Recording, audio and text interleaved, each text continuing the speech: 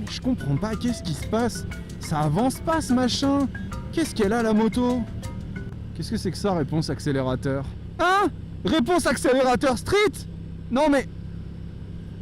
Je suis sûr que ça va rien changer du tout, ça va être exactement la même histoire. Oh là là! Oh putain! Oh bordel! Oh! Mais tu sais bien que ça n'a rien à voir. Mais non, il s'est rien passé, je suis juste allé faire un tour avec elle. Non, je t'assure, je lui ai fait ni la vidange, ni le jeu aux soupapes. Il ne s'est rien passé. C'est bon, je peux faire ma vidéo maintenant? Merci. Bonjour à toutes et à tous et bienvenue dans ce nouvel épisode de Quick Shifter. Aujourd'hui, la Tuono m'a fait une petite crise de jalousie car la machine dont on va parler pèse très lourdement dans le game. Et pour cause, lors de sa sortie en 2014, elle a provoqué un véritable tremblement de terre dans le monde des roadsters.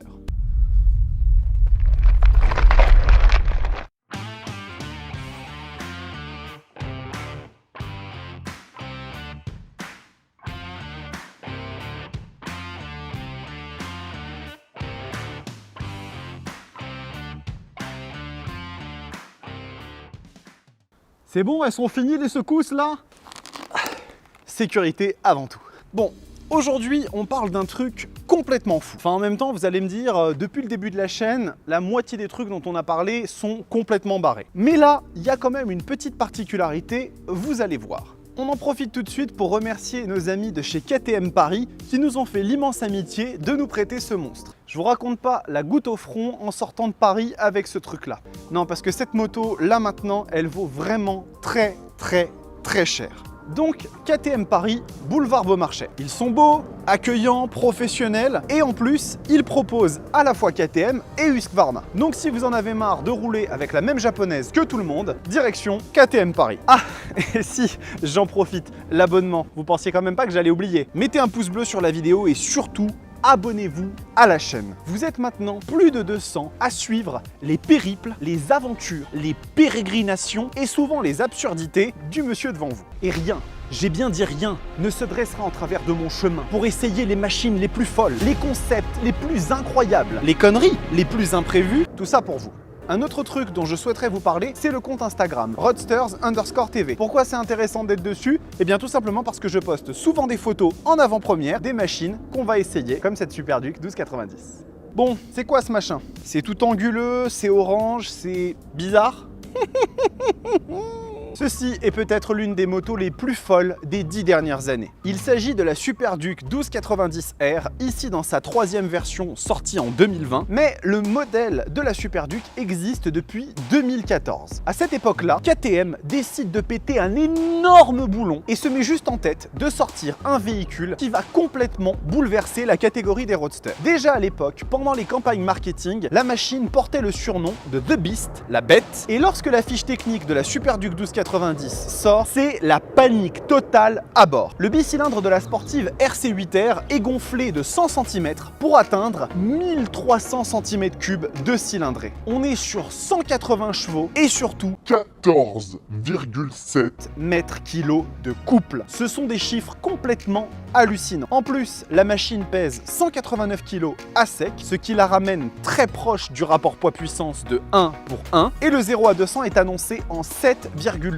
secondes. C'est la même performance qu'une Bugatti Veyron et 2 secondes de moins qu'une Lamborghini Aventador. Trop fou, vous allez me dire? Ah, certainement pas. La machine est un carton phénoménal et évolue d'année en année dans une version V2 avec pas mal de nouveautés et d'améliorations et finalement dans cette dernière mouture V3 actuelle. Alors on va se calmer tout de suite parce que je les entends arriver les pas contents. Oui, à cette époque-là, il existait déjà la BMW S1000R, essayée juste ici, et l'Aprilia Tuono, essayée juste là. Vous le voyez que la chaîne porte bien son nom, non? Mais pour moi, ces machines ne sont pas tout à fait identiques. En effet, il s'agit de naked bike, des hyper sportives déshabillées qui tiennent beaucoup plus de leur cousine de circuit. La Superduke 1290R est un concept totalement original qui, en dehors de reprendre le moteur de la Sportive RC8R, a vraiment été conçue de zéro et surtout avec un bicylindre qui la rendra beaucoup plus adaptée à un usage routier. Alors comme vous l'avez vu dans le titre et je vous l'ai dit tout à l'heure, cette machine est très spéciale car elle est bardée d'une flopée d'équipements optionnels qui la rendent vraiment unique. Et encore une fois, merci beaucoup à KTM Paris de nous l'avoir prêté. Par contre les gars, si je la casse, me prélevez pas mes organes, s'il vous plaît, ok? Et on verra bien évidemment un petit peu tous ces équipements tout à l'heure lorsqu'on va faire le tour en statique. J'en profite d'ailleurs pour vous demander quelque chose, j'ai vraiment besoin de votre aide là-dessus. On va se lancer sur un nouveau format concernant les essais dans lesquels je vais vraiment concentrer au milieu de la vidéo le tour en statique de la moto et toute la partie dynamique. Donc j'aimerais vraiment que vous me disiez dans les commentaires si ce nouveau format vous plaît davantage ou si vous préfériez l'ancien où on faisait des allers-retours statique, dynamique,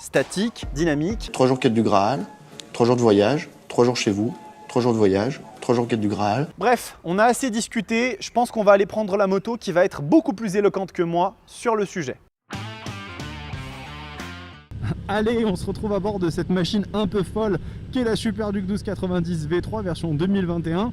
Donc on va rouler un petit peu, faire quelques plans avec une petite musique, puis on s'arrêtera pour faire justement le tour en statique de la moto et on enchaînera avec la partie dynamique juste après. A tout de suite!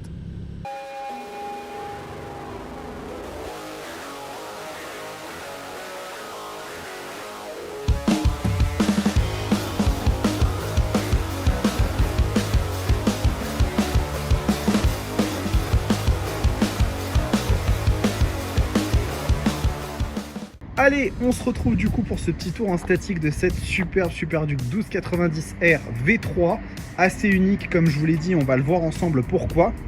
Je vous l'avoue, je suis pas un fan absolu du fait que la V3 ait abandonné le cadre trétubulaire qui monte jusqu'en haut. On a vraiment maintenant une séparation à ce niveau-là, mais globalement la machine est quand même superbe. Si vous remarquez des petites choses qui sont un petit peu différentes de la machine d'origine, c'est qu'il y a une raison, c'est que cette moto elle est équipée de la tête aux pieds du catalogue KTM Power Parts et on va passer un petit peu ça en revue. Donc déjà vous avez tout ce contour de réservoir, les écopes, le garde-boue, même ici les entrées d'air pour les freins, tout ça c'est du carbone. Donc tout ça, ça a été remplacé par des pièces du catalogue KTM Power Parts. On a ici aussi ces parties du thé de fourche qui sont anodisées, qui sont magnifiques. Vous avez la petite protection du levier avec ici les deux leviers KTM Power Parts. Donc ça, pareil, c'est sublime. On a les crash bars. Alors sur la V3, les crash bars sont quand même sensiblement plus jolis. Je trouve sur la V2, elles étaient assez énormes. Là, je trouve que ça passe plutôt bien. Ici, pareil, petit cache-moyeu ici anodisé, du plus bel effet. La petite plaque support court avec les clignots Power Parts. Donc ça, par contre, c'était pas la plaque, c'est un support Evotech, si je dis pas de bêtises. Donc ça, c'est pas du Power Parts. Ici, on va avoir le petit échappement FC Project qui fait un bruit très sympa. Et globalement, du coup, cette machine, elle a vraiment une tonne d'équipement dessus. Donc on va regarder quelque chose d'assez intéressant. Il n'y a pas de Neyman, il n'y a pas de serrure. Et oui, cette machine, elle est keyless. Donc le transpondeur est dans ma poche. Et si je veux la démarrer, je n'ai qu'à m'en approcher. Et ici, j'appuie et la machine va se mettre en branle, ready to race. Et donc on a accès à ce très joli tableau de bord TFT. Elle indique entretien car la machine est arrivée aux 1000 km, donc la petite révision est à faire. Et là, vous allez voir qu'on a accès à un tableau de bord d'une technologie. Franchement, la Super Adventure est plus avancée que ça, mais pas de beaucoup. Donc en visibilité, on a bien évidemment tout ce qu'il nous faut déjà de base. On a ici le contrôle de traction qui est en mode 4, donc on peut le régler. Le rapport engagé, la vitesse, les tours minutes. Ici, on va avoir un tas d'informations avec le mode ABS, la jauge à essence, le launch control. Enfin, il y a tout un tas de choses ici qui sont listées. Et ce qui est vraiment génial, c'est quand vous êtes en train de rouler, si vous appuyez sur la petite flèche haute ici, vous allez avoir accès à des informations supplémentaires qui s'affichent, mais tout en laissant la vitesse, le rapport engagé, tout ça qui s'affiche en même temps. Regardez, c'est assez impressionnant. Donc vraiment à ce niveau-là, c'est hyper technologique. On peut rentrer un petit peu dans les menus pour voir un peu ce que ça donne. Donc vous avez accès au KTM MyRide qui est une option qu'on peut activer pour avoir votre téléphone jumelé en Bluetooth. Donc vous avez ici accès au lecteur audio mais aussi à de la navigation, un GPS carrément. Et puis, on va avoir bien évidemment toutes les informations de voyage, performance qui va nous permettre d'accéder directement ici à la réponse accélérateur, le mode anti-wheeling. Donc tout ça, c'est lié en fait au mode performance que je vais quitter tout de suite pour que vous voyez en fait les autres modes. Donc là, vous voyez, on a sport, performance, track, street et rain. Donc chacun de ces modes va avoir un comportement différent. Et quand vous allez dans les modes perf et track, ce sont deux modes qui sont paramétrables à la volée et qui vont vous permettre de vraiment choisir totalement vos options sur les assistances.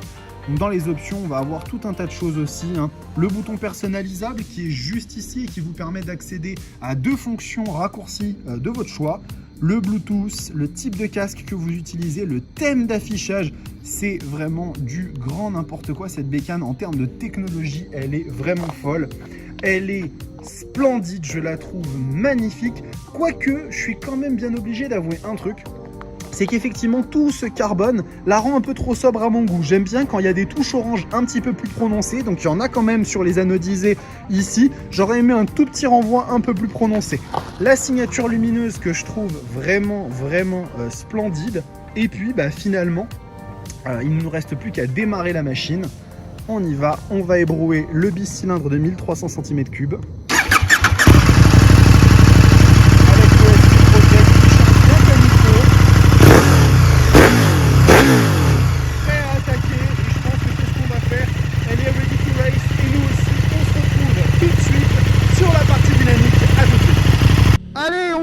Pour la partie dynamique de l'essai avec cette machine à sensation qui est la Super Duke 1290. Une vieille amie que je retrouve, j'en ai déjà eu 3 des comme ça, alors pas la V3, donc ça va être un peu une découverte sur ce nouveau châssis rigidifié, hein, selon les dires de KTM. Par contre, il y a une chose qui n'a pas changé, c'est ce bicylindre de 1300 cm3, 180 chevaux et... Quelle patate! Quelle patate! Mon Dieu, quelle puissance ce moteur, c'est incroyable. On a une force à bas régime qui est hallucinante. Ça tracte mais si fort et si violemment dès presque le régime de ralenti, c'est incroyable. On a un ami motard là qui est devant nous, le pauvre, il va être surpris par l'incroyable fougue du bicylindre.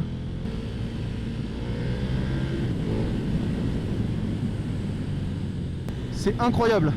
Regardez-moi ça. Je suis à 5000 tours minute. Je tourne la poignée. Wow, le coup de pied est ultra violent, ultra vénère. Mais là, je suis que en train de paramétrer le mode performance à la carte. Je peux tout à fait décider aussi d'aller par exemple en mode rain. Et là, maintenant, la moto va avoir un comportement qui n'aura rien à voir. Regardez, je tire. Ça accélère mais il se passe pas grand chose et ça c'est vraiment rassurant quand on est sous la pluie parce qu'une machine de ce genre là, si vous la mettez en mode track alors qu'il est en train de pleuvoir, croyez-moi vous allez au tas directement. Par contre c'est vrai qu'effectivement ce mode rain, on n'a pas envie d'y passer longtemps parce que le mode performance est tellement fou. Alors la différence entre le mode perf et le mode track, comme je vous l'ai expliqué tout à l'heure, c'est simplement que le mode performance va avoir un visuel différent au niveau de l'affichage et vous permettra de contrôler le régulateur de vitesse, mais a priori il est aussi contrôlable en mode track, donc j'ai pas trop compris. Mais bien évidemment, s'il s'agissait de n'avoir que un moteur, eh bien ce serait trop facile. Qu'est-ce que ça nous dit le châssis? Que nous dit le châssis de cette moto? Eh bien il est extrêmement agile et incisif, il est beaucoup plus joueur d'ailleurs que celui de la Tuono, hein. C'est clairement beaucoup plus facile de mettre la moto sur la courbe. Par contre cette agilité, ce côté joueur en fait va se payer au niveau d'une stabilité moins appuyée par rapport à la Tuono. On est clairement sur quelque chose qui est beaucoup plus irrégulier, qui donne un côté plus foufou à la machine, ce qui peut être vachement agréable. Mais par contre quand même attention, j'ai l'impression que c'est moins rail que la Tuono à ce niveau là.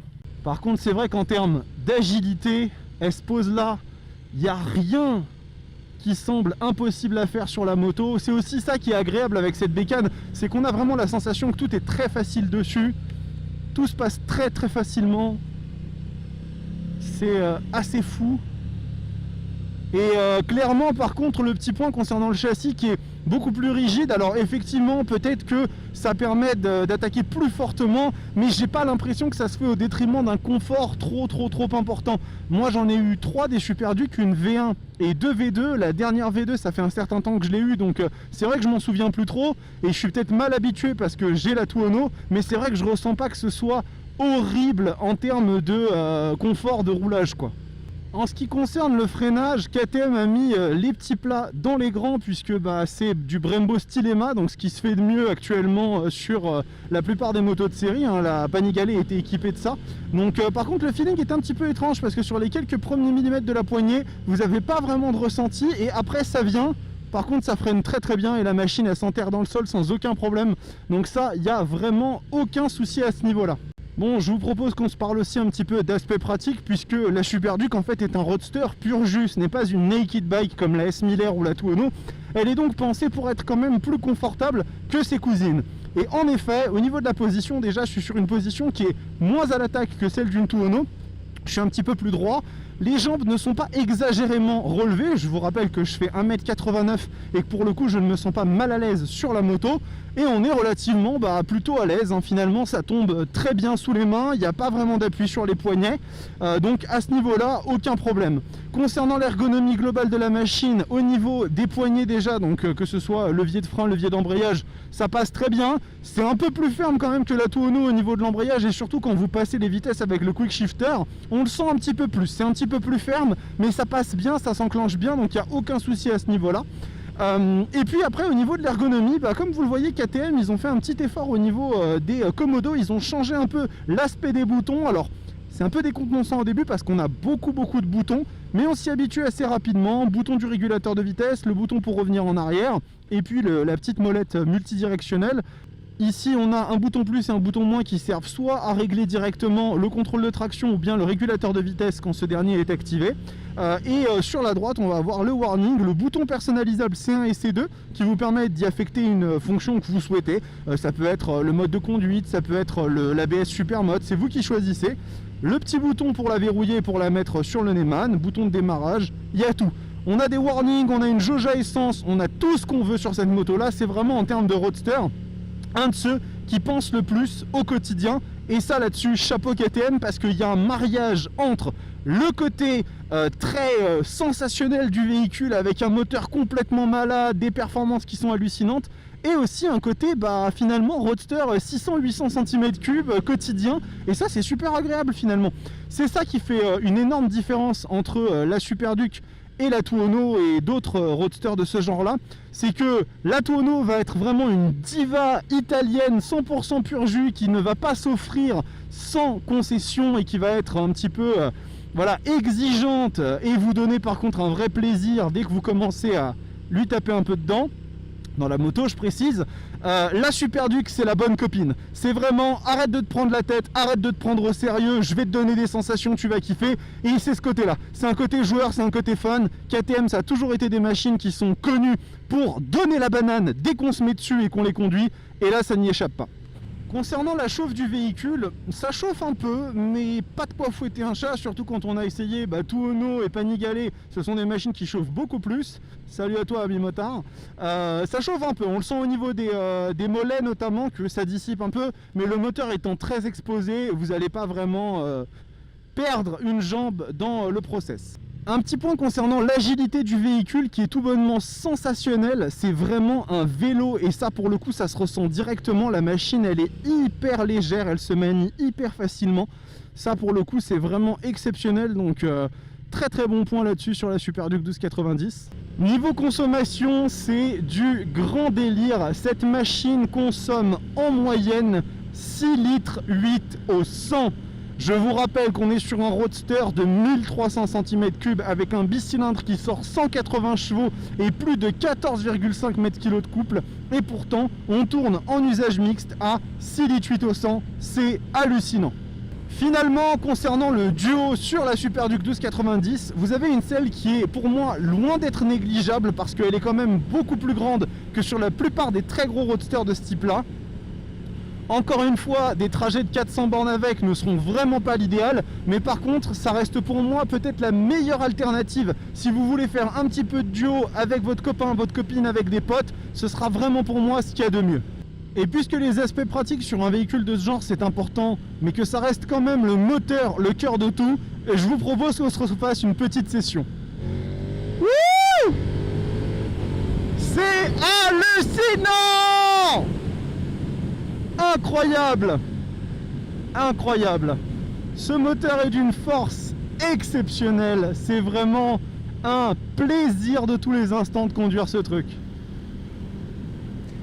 Elle avait peut-être un peu raison de s'inquiéter, la Tuono, mine de rien. Cette moto est incroyable. Elle conjugue au quotidien des aspects qui sont totalement contradictoires et qui en font un véritable paradoxe. Une puissance et des performances totalement incroyables, un moteur proprement terrifiant mais qui peut être tout à fait exploitable quand on le souhaite, et surtout des aspects pratiques qui la rendent franchement vivable au quotidien. Du coup, comme d'habitude, c'est l'heure du point concurrence. Et effectivement, à force d'essayer des roadsters déglingos, vous allez finir par tous les connaître. Ça tombe bien, j'avais pas envie de travailler. On va donc commencer par celle qui se rapproche le plus en termes de puissance. J'ai nommé Miss Aprilia Tuono. Un terrifiant V4 de 1100 cm3 et qui fait 175 chevaux, ne l'oublions pas. Une lame de rasoir faite pour tailler les vibreurs de circuit en morceaux et une sonorité qui reste pour moi la plus belle de toute l'industrie de la moto.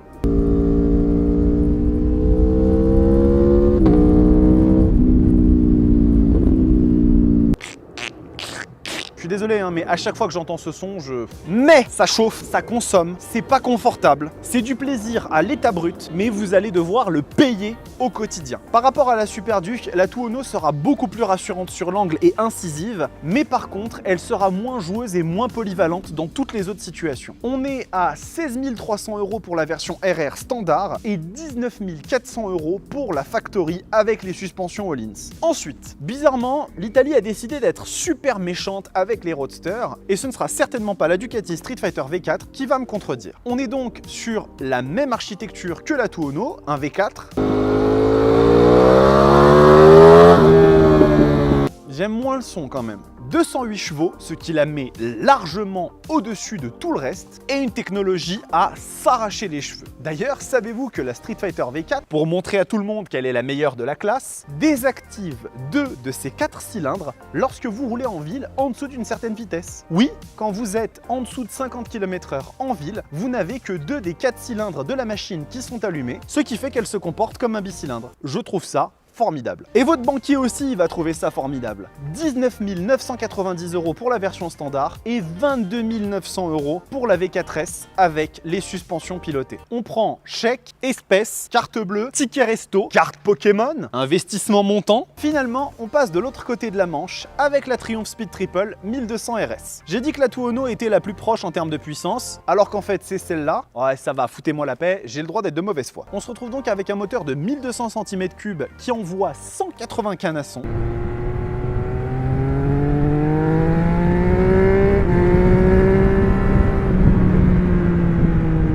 Une machine globalement gavée de technologie, un design et surtout une finition à tomber par terre comme seuls les ingénieurs d'Hinckley savent le faire. Finalement, si votre objectif c'est de prendre le thé à 16 h à Londres et d'être à 16 h 15 à Manchester, c'est un bon pari. 17 500 € pour cette petite merveille, ce qui finalement ne la rend pas si déraisonnable que ça par rapport à la concurrence. Finalement, un petit point prix concernant cette machine-là, qui se retrouve en neuf à 18 000 € environ. Pour le pack performance qui va rajouter la majorité des petites features technologiques, comptez environ 1 000 € de plus. Et en occasion, on trouve à peu près de tout. Pour une belle V2 pas trop kilométrée, comptez entre 12 à 13 000 €. Et les V3 vont commencer à se trouver aux alentours de 16 000 €. Pour conclure, la Super Duke est une machine absolument phénoménale qui figure finalement dans mon top 3 de motos préférées. En fait, c'est presque 2 premières places. D'un côté, la Super Duke pour tout l'aspect polyvalent au quotidien et très joueur, et de l'autre, la Tuono pour les sensations viscérales et l'expérience sonore. J'avoue qu'en revanche, si je devais en garder qu'une seule pendant 5 ans, mettons, ce serait très probablement la KTM car elle est beaucoup plus polyvalente dans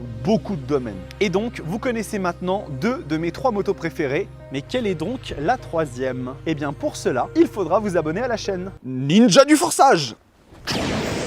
Cet épisode de Quick Shifter est terminé. Je vous remercie encore une fois pour votre présence. La chaîne continue à se développer et ça, c'est grâce à vous. N'hésitez pas à mettre un pouce bleu, à vous abonner à la chaîne et surtout à la partager. Et puis rejoignez-nous aussi sur Instagram, comme ça vous serez mis au courant de toutes les nouveautés avant les autres. La semaine prochaine, on se retrouve pour un autre essai avec une catégorie de moto totalement différente de ce qu'on a fait jusque-là. Mais à mon avis, ça va pas mal plaire à beaucoup d'entre vous. Je vous dis à très bientôt, portez-vous bien.